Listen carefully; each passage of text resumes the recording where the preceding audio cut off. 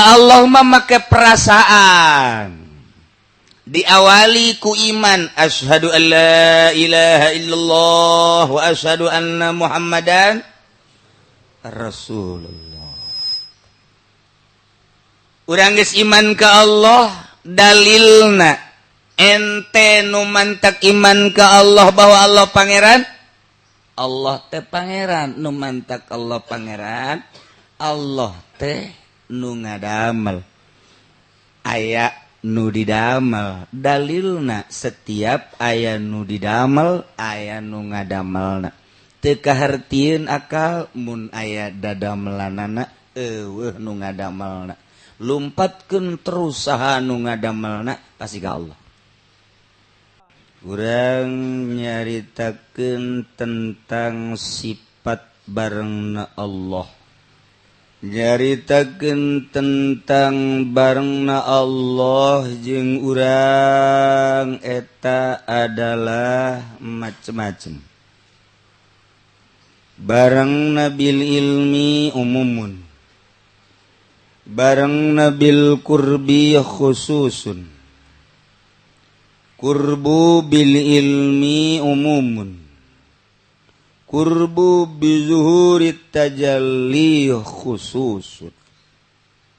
Ketika geus tajalli ialah dunudani in fatadalla fakana qabasaini au adna. Lamun urang berangkat ka Bandung ninggalkeunana lembur. Nu ditinggalkeun ku urang teh lembur daerah-daerah. Di dieu ninggalkeun Kabupaten Tangerang, Jakarta, Bogor, Cianjur, Sukabumi, Dalarang, datanglah ka Bandung. Urang mun ka Bandung seperti gitu.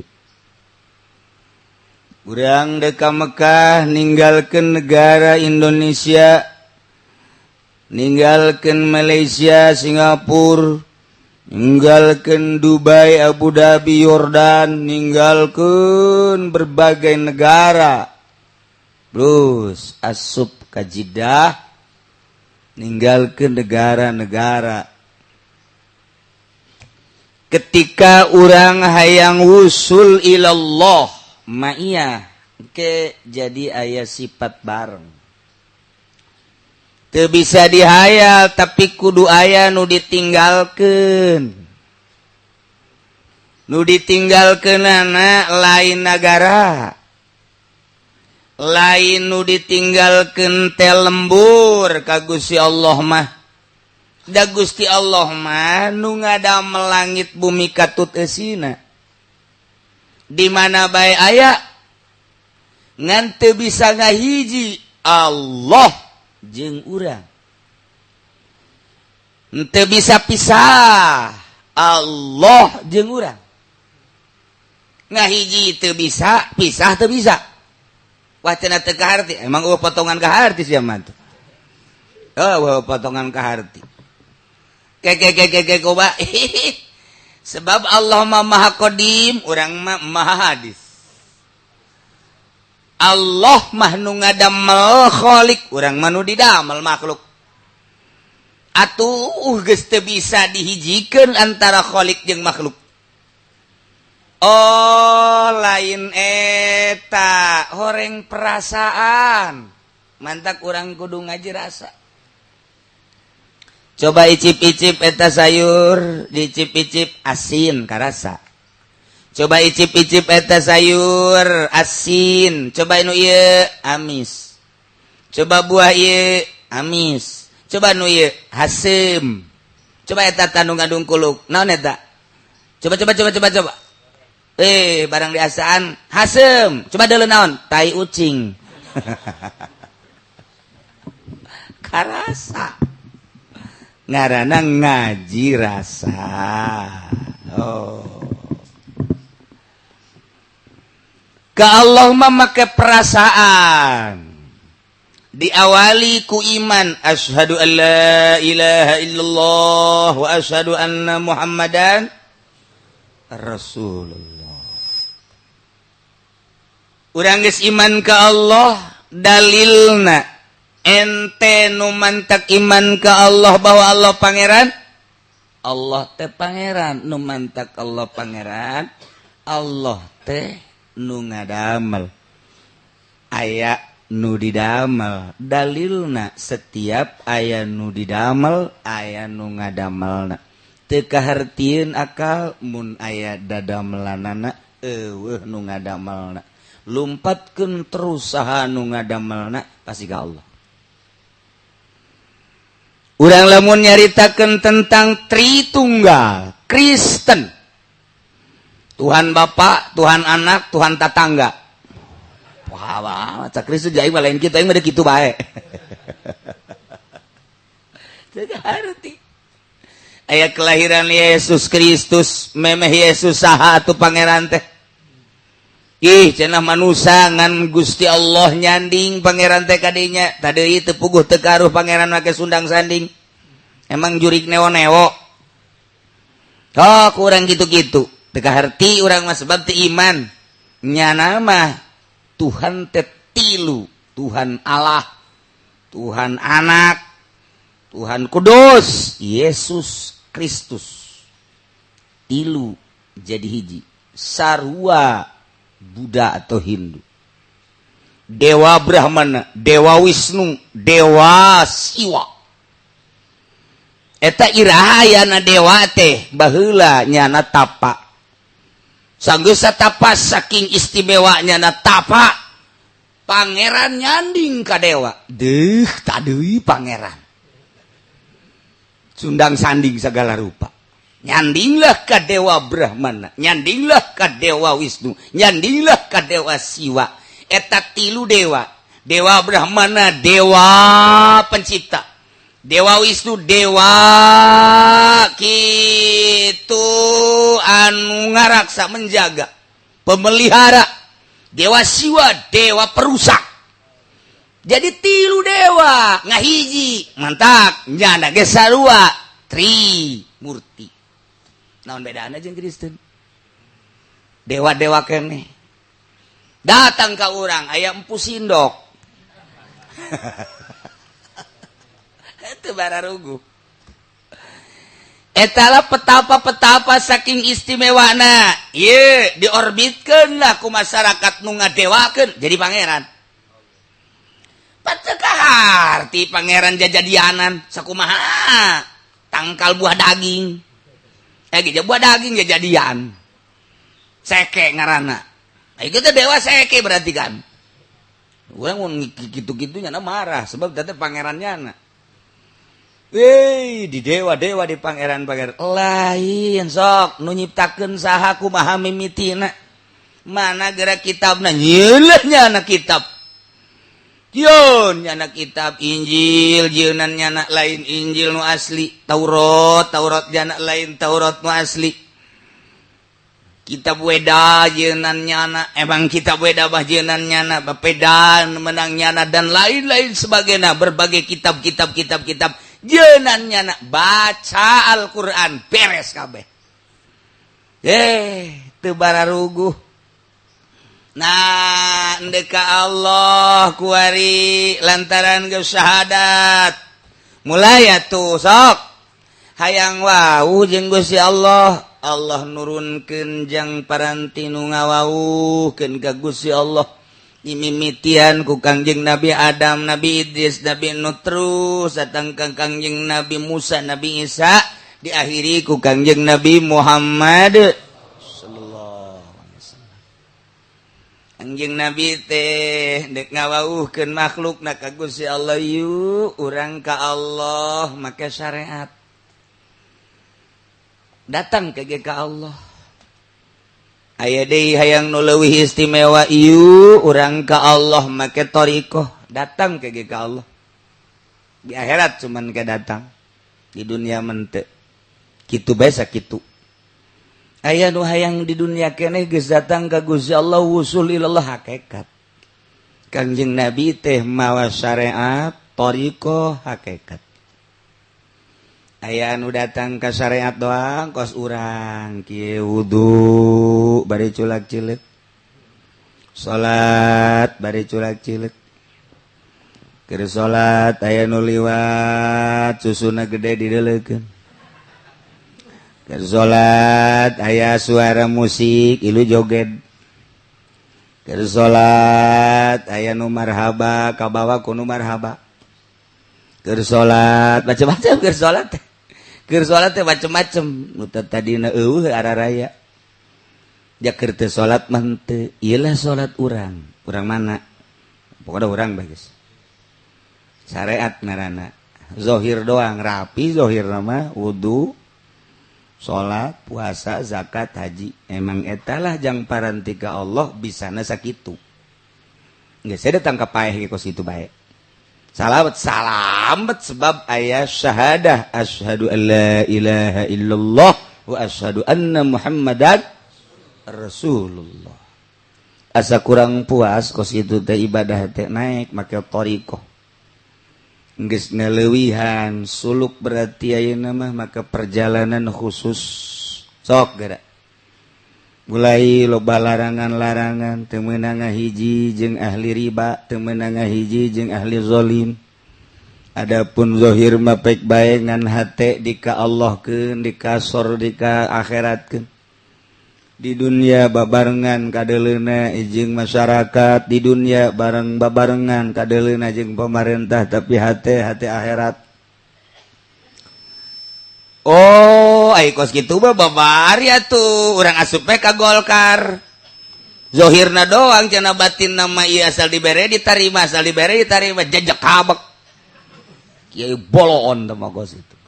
Torekat. Tampilingan teh mah nu ngaku torekat kos kitu mah. Ieu cuma mah lain ka Golkar petilu, bebeskeun. Ieu mah lain petilu VKB. Rante. Nu bener kabeh ge. Temenang norikoh maker ke Allah mun syariat los atas nama torikoh ieu mah bersyariat los mah kos kitu mah sebab atuh bersyariat mah dikhawatirkeun ka surgana ge ka surga ngan ka neraka heula mayoritas sakadar dikumbah doang digubah gitu masalah sebila dibersihan doang atuh janyanana ge di ka surga embungeun. Jependi wayahna ka surga heungkeul ajakeuna. Henteu teu sanggup ka surga. Kunaon? Surga geus bersih. Emang aing ngaji? Ih kudu ikubah heula di jahanam. Ambo budak. Di roskam heula. Nyanana ge embungeun ka surga teh embungeun ku sebab bobolokot kos urang bae sakumaha kamari. Mentas ngagaru aju pemajikan urang ngagawean di kasur nu serba wow make spray segala rupa pan. Spray make menyan. Abis segit ti ditu da wareng mah bojurig. Nah, cek pemajikan ka dieu urang sosonoan engke mandi heula embungeun nyanana ge sebab naik ka dinya kudu bersih. Ieu ge haji pendi teh ka surga embung cek nya kunaon kredit can geus. Bersihan heula sadar sorangan nya ge. Sanajan ku malaikat teh dikanarakakeun nyana ngagujubarkeun maneh. Nah, gujubar. Euy, sia kudu lolonja. Euy, mandi cek nya. Nyana ge sadar teu daek ieu teh jak kajahoan tina beungeut napa narideung tapi geus norekat mah mana larangan atuh ieu norekat jeung syariat eueuh bedana mah atuh tah babari ngomong bae lain ngomong ieu mah teh urusanna namun kamari mah ieu urang urusan zahir aya teh kotokan bersihan aya taneuhan bersihan aya haraman bersihan zahir ku ari mah geus menuju batin. Oh ieu mah duit ti pamarentah kokocoranna ti ditu embung aing mah haram. Oh ieu mah partai jang ngagugulung soal dunia bae bari eueuh anu araradil haram jang aing mah. Oh ieu mah organisasi teu bener ku ari mah organisasi teh lantaran dipake tanjakan doang jeung tarajer. Oh teu bener haram jang aing mah. Si itu mah kos kitu usahana haram jang aing mah embung aing mah. Nyana doang sorangan deka Allah mun ditanya kok ieu embung itu embung deka Allah norekat ngaranna kok batur mah peuting teh sare aya sia mah molor norekat aing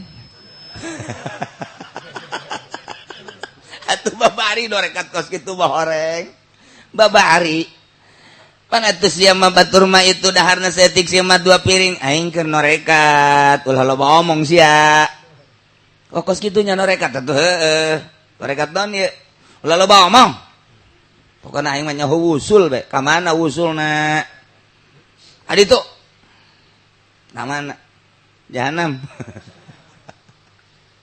atuh ayo beda mah kumaha maka kudu aya nu nuduhkeun atuh tentang batin teh geus digambar atuh ke awak teh di jerona nu digambar teh lain di luar urang teh lamun neuleuh zahirna mah ieu teh sirah neuleuh zahir mah ieu teh leungeun neuleuh zahir mah ieu teh dada neuleuh zahir mah ieu teh beuteung neuleuh zahir mah ieu teh kubul dubur neuleuh zahir mah ieu teh suku jerona coba batinna digambar bakal ngarupa Allah bakal jadi lafaz Allah coba ge urang kieu teh tuh ieu bakal jadi Allah bakal jadi Allah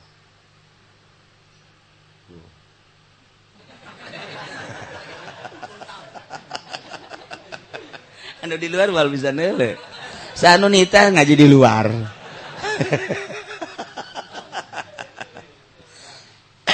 iya bakal cerita ala kadar doang iya bakal jadi Allah ti dieu ka dieu bakal jadi Allah lamun di torikoh ke iya jadi Allah digambarkeun percis ke bakal narik nanti manangan imah bayangan we wungkul tuh lain Allah iya bakal jadi ti dieu bakal jadi kabeh eta zahir jang ngabayangkeun batin wari di jero ku urang digambar mulai make lembutan bisa jeung henteuna kumaha maneh cak guru usahakeun tahap awal ieu ka dieu tahap kadua ieu ka dieu ka katilu ieu ka dieu sok heula mulaian geus teu kudu dipotokopi kitab thariqah mah sebab teh perjalanan kumaha guru bae mere sanajan teu boga tulisanana masalah thariqah mah daripada boga tulisanana teu dilaksanakeun dibuka bae emang amil amil buka deui berup jari sumajuru kujarang jeung gasoje sejumna jeung zalu kana woi dalu kana naon kada kamari aing ngaji pohoan ji atuh kumaha sia lain ka mana kara walipu aing mah lain walipu ja kamari ti guru walipu lain aing mah naon cak musa urang abtadi heeh abtadi walipu dicak musa urang abtadi cak urang ribut gelut taluk padahal bener kabeh. Nah, ieu keur carita lain kos kitu thariqah mah teu kudu boga bukuna ayo bae ti guru soga dia praktek ti guru sila sia sila kieu silana bareng sia bareng tarik nafas tuturkan beat ngaranna laksanakeun eta nya peting sia hudang ngising sia piting ngising ngisang sia ajo ngopi beres hes deui babari orang norekat itu kos itu norekat si kos itu makana guru ne kumaha lalakona thariqah mah perjalanan menuju Allah suluk disebutna je kadituna acak-acakan torekat teh haju aya di Golkar norekat teh haju aya di partai cak anu di ditu deuk ka Allah mah akur bae deuk di mamana ge nu penting karena Allah bisa henteu sia di Golkar kena Allah dibabeeteun sia ku aing je sok aju kitu sia gelut sia jeung aing tungtung na deuk norekat gelut bae kunaon eta laranganana nu mantak dilarang mal bisa gitu bae sudah ese-ese ieu teh deuk ditinggalkeun tuh nya eta keur norekatna bae ge hese tahap awal tahap kedua tahap wah tahap-tahap aya nu dibagi 4 nu dibagi teh nu bagi 2 sugro kubro daerahna doang teh mah adapun ka dituna dibimbing ku guru ulah ieu kudu kieu perjalanan ngaran nu mantak teu kudu boga tulisanana ongkos urang ngaji Quran. Ngaji Quran urang unggal isuk-isuk ka guru. Bismillahirrahmanirrahim. Terus Alhamdulillahirabbil alamin. Balik deui. Alhamdulillahirabbil alamin. Balik deui. Alhamdulillahirabbil alamin. Weuh, beuki parah di budak. Lain beuki bagus, beuki parah. Alhamdulillah ain cak guruna tadi dia ta coba sekali di guru dibere hot lek bae ta ngeunaheun ieu sering-sering ki aing seubeuh cak guru teu gaji tajwid tapi praktek sok terus Alhamdulillahirabbil alamin hese lo lain lo balik deui Alhamdulillah ya Rabb cak murid deuk iraha geus aing tasdidkan rabbil rabb Alhamdulillah ya rabbil rabb budak nyana geus ngap-ngapan bae di dieu geus sajam masih kana bulak-balik alhamdulillah rabb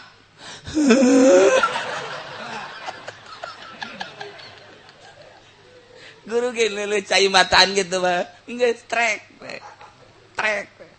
istirahat balik deh esok aja deh Alhamdulillahirabbil alamin Ar-Rahmanir-Rahim Maliki yaumiddin Iyyaka na'budu wa iyyaka nasta'in. Terus ihdinas siratal mustaqim. Terus siratal ladzina an'amta 'alaihim ghairil maghdubi 'alaihim waladdallin. Doh ya budak. Menang di mana sih eta? Menang tina koran. Waladdallin. Bot. Waladdallin. Ghairil maghdubi 'alaihim waladdallin. Bos yang mah. Dal tambah bo.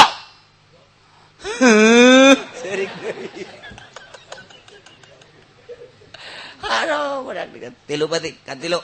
Ghairil maghdubi 'alaihim waladdallin.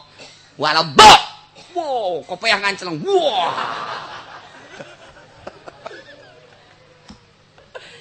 Beres hasil dicarekannya nyaho ha nyaho ro nyaho tasdid praktekna doang ketika ditanya mah ai eta rona kandel apa ipis teh nyaho nu penting bunyi na kos kitu ketika rabbi eta naon ngaranna teu nyaho tapi praktekna mah nyaho ketika manehanana nyaritakeun iyyaka na'budu parcis tapi teu nyahona naon ketika walau do di mana posisina nya teu nyaho tapi pas jasa didengekeun ku urang rapi amat tapi teu nyaho ikhfa idgham izhar gunah dan lain sebagainya tapi rapi bandingkeun jeung Haji Pendi nu ngaji tajwid barangnya namanya ho ieu ikhfa ieu izhar ieu gunah ieu bila gunah dan lain sebagainya ai prak bae ngaji Fatihah urang embung ngamakmum asa pakia-kia amat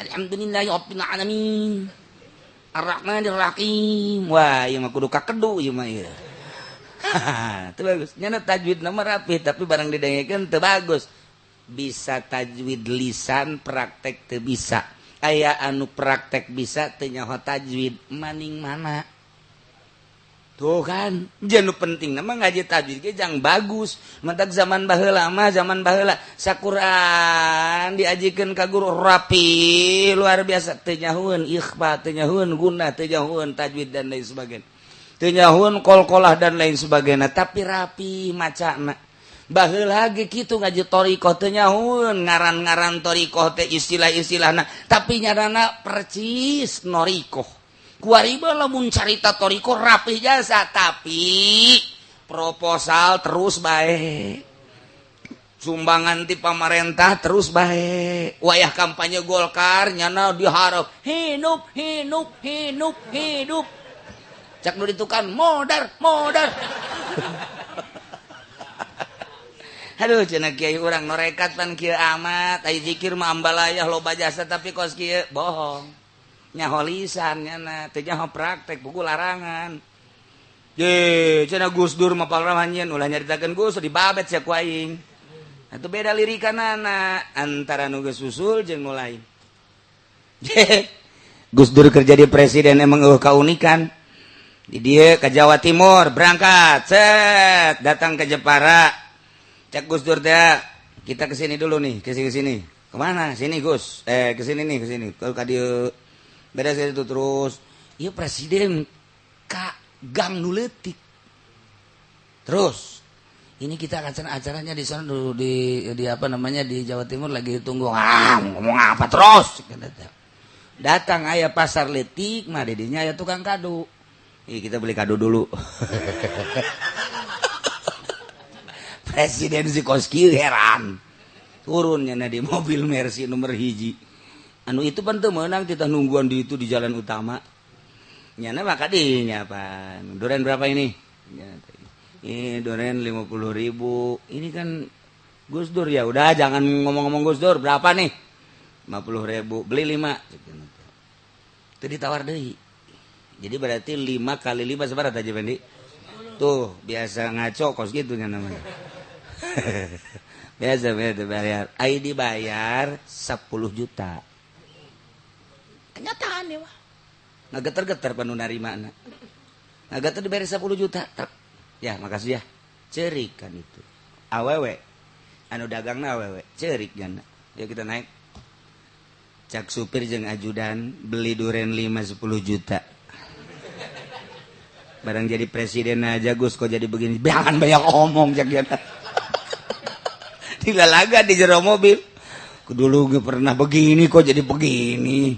Udah jangan banyak omong udah ayo kita ke Jawa Timur sekarang.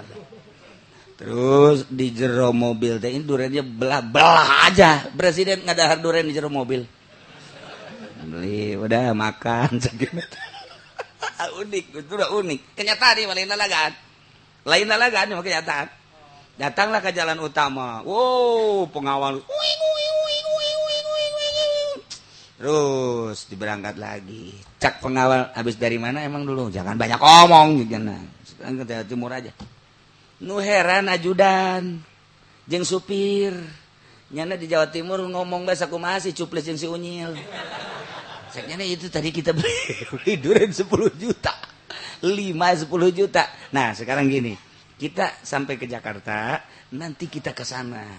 Itu tadi tukang duren kita tanya. Coba ada enggak itu sebenarnya tukang duren? Oh, langsung beres ke Jakarta, datang deh ikan kadinya. Nah, tukang duren nutup. Nanya, tukang duren yang di sini, Mbak, kemana nih? Oh, dia di rumah. Di mana rumahnya? Diberi alamatnya. Sini lurus, belok, sesuai jeung tadinya. Imah nage kosong. Sasah di imah. Nanya kata tangga. Mas, ya ini rumah tukang duren dia. Iya, ini kemana? Oh, dia sekarang lagi ke kota Jepara. Emang kenapa? Dia suaminya itu sakit udah 1 tahun. Nggak bisa berobat karena nggak punya uang. Kemarin ada yang turun dari mobil sedan beli duren 5 ngasih 10 juta. Dia sangat girang jadi suaminya dibawa ke rumah sakit. Nah sekarang sudah ada di rumah sakit. Jadi dia terima kasih sama yang turun dari mobil sedan itu. Masya Allah sahanu nyaho tah butuh. Karena duit 10 juta jang naon gitu ngaranna ka rumah sakit sanu nyaho jeung sanu ngabejaan. Ye, pugu Haji Pendi mah batur geus ngareng-ngareng kitu dibere. Geus ngareng eta bantuan tetep teu dibere. Itu mah teu nyahoeun bere kasih 10 juta. Geus. Bu mahal jasa tama duren. Artina 5-10 juta ngadahar hiji asana sataun teu kudu dahar tah tah. Ku mahal-mahalna. Ieu mah nu jadi masalah saha nu ngabejaan. Salakina muriang 1 tahun Gus Durna di Jakarta bae. Kemudian lewat kadinya heula, padahal di jalan utama kabeh titah cicing. Mungkin ceknya sak Gus Dur setengah jam atau lebih, pokoknya bagaimana sampainya aja. Saha tah nu ngabejaan kos kitu. Masya Allah Karim. Kenyataan tamakan kos itu jelema hirup keneh kuari. Mun ditanya di ngaranna aya kabeh. nyana ge gode kepala cagerlah suami begitu cager dengan uang sakitu pas-pasan 10 juta nyana bebeja ke pemajikan ini lu dapat uang dari mana bebeja lah seperti itu nyana terus menelusuri ternyata Gus Dur nyana dek terima kasih mawa bakakak ke Jakarta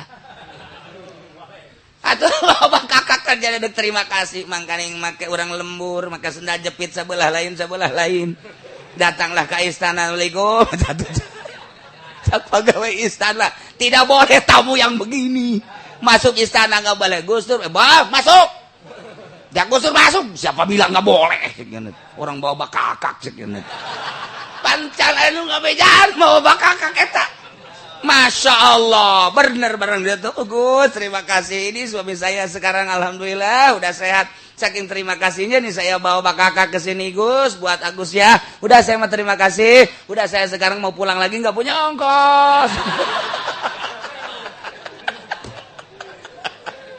dibere ku Gus Dur balik Gus ka dihitung heteng biasa aju bakakakna ku Gus Dur teh di pesetan-pesetan nu tadi ngalarang teh ya tuh dihareup dibere mentokna makan loh buat lo tuh bakakak kadang gitu-gitu aduh sering-sering tamu yang begini tadi larang lo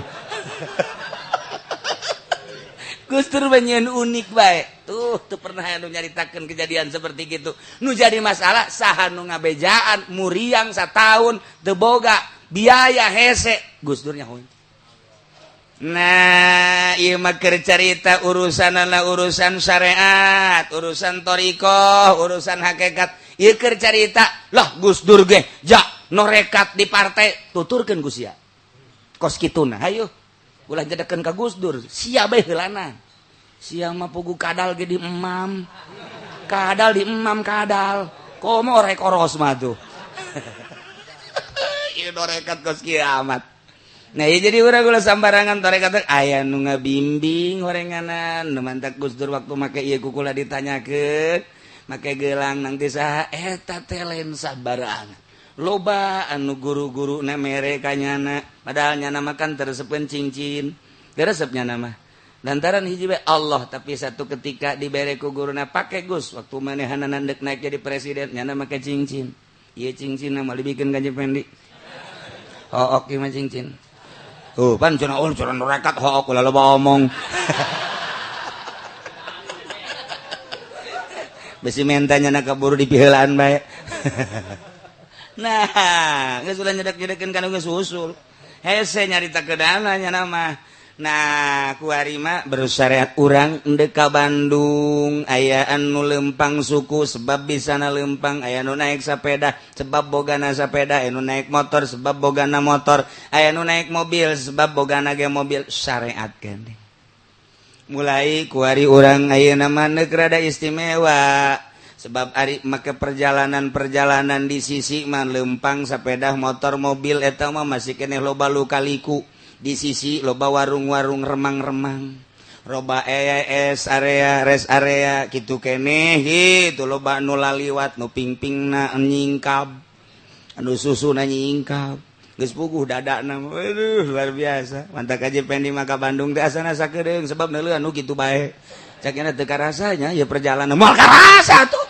sebab pingping di deuleu bujur di deuleu dada di deuleu coba lamun zikir mah asa kebel la ilaha illallah la ilaha illallah maca sholawat geus menang 1000 angel cenah ka Bandung atuh kulantaran neuleun pingping sakedeung cenah ka Bandung atuh kumaha mata nah dikepar terus nah eta lah loba naon gitu ngaranna awaik gangguan mampirlah di warung ngopi lah ngarokok lah lapar dahar lah syariat ngaranna ka Bandung teh ketika orang naik kereta thariqah ngaranna geus lain deui mulai geus teu neuleuh rest area teu neuleuh naon ngaprit beta kareta mah Bandung Jakarta mah Bandung set komo argo lauma brek datang ngan dedeleuan aya keneh sama kasisi ka gigir bisa neuleuh lembur-lembur di rel urang bisa neuleuh di kareta anu ngan teu bisa ai mampir mah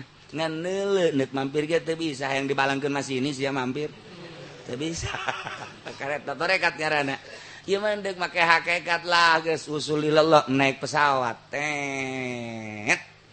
dengan jarak tempuhan nu hese dicaritakeunana Jakarta Bandung langsung urang naik teu neuleuh ka sisi ka gigir aya naon teu neuleuh datang set datanglah ka Bandung teu neuleuh aya rest area teu neuleuh aya nu liwat teu neuleuh aya nu dagang teu neuleuh anu datang urang ka Allah sarua dek make syariat kudu mampir heula di rest area ngarokok heula mentak urang endek ka Allah make syariat aya ririungan aya organisasi aya partai aya kampanye hidup